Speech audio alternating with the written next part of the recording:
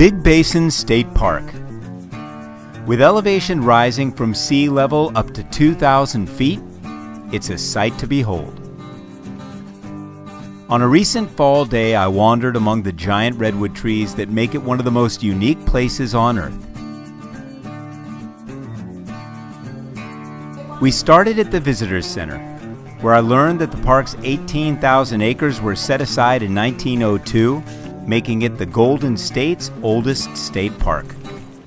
It's not just the size of these trees that makes them so special. It's also their age. They're old. Very old. One thing I love about coming to parks like this is you get to see these models that put into perspective just how old these redwoods are. And you see right here, this one was pretty young, right around the birth of Muhammad. Then you move right on over here and we're at the Declaration of Independence, and the end of the road for this tree was 1936, not too long after my mom was born. Now I can say my mom is as old as a redwood. Our first hike was an easy stroll around the Redwood Loop Trail, where we got a close-up look at these giants of the coastal range. These redwoods are among the hardiest of trees, and it's even difficult for a forest fire to destroy one. An amazing thing about redwood trees is that when there's a forest fire and they get hollowed out and burned out from the inside, they still continue to live and grow. And this one right here is actually hollow all the way up to the top. It's almost like having a little telescope right up to that little ecosystem that's up there.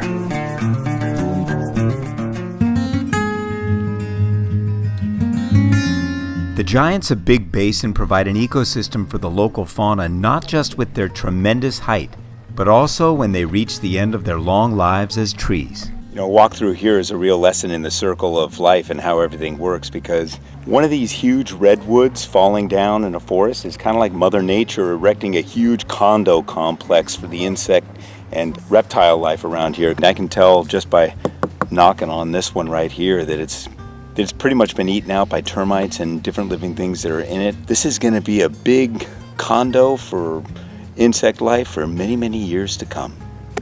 Thank you, Mother Nature. Little things attract big things, and it's easy to see why the native tribes called this region the food basket. When the Spanish arrived in the 1700s, the Ohlone civilization had been using it as a source for food for 10,000 years. If you're here in the fall in October like we are, you got to keep your head on a swivel because these acorns are falling all over the place. Not very tasty either. We finished the loop trail, and after downing sandwiches in the amphitheater they use for events in the summertime, we set out on a more challenging but still very moderate hike through some amazing scenery. It's a huge nature classroom with lessons everywhere if you keep your eyes and ears open. You know, what I love about this park is all the little tiny ecosystems that you see when you're hiking around here. Like this fallen tree behind me. The heart of this tree is soaking wet, just soft to the touch, becoming a habitat for all kinds of microscopic and probably even insect life as well. The life is just all around you in a place like Big Basin.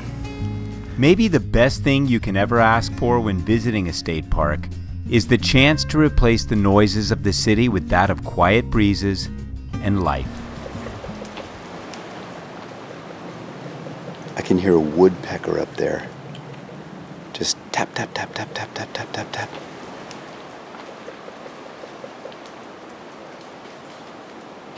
Looking for a meal. Finally, I found him.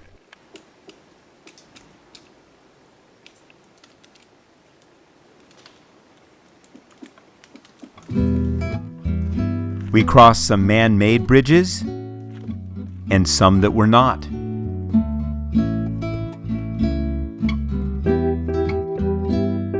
We came across really cool stuff in the forest to check out, all the while walking beneath these giant sentinels that seem to be saying, "We'll be here long after you are gone."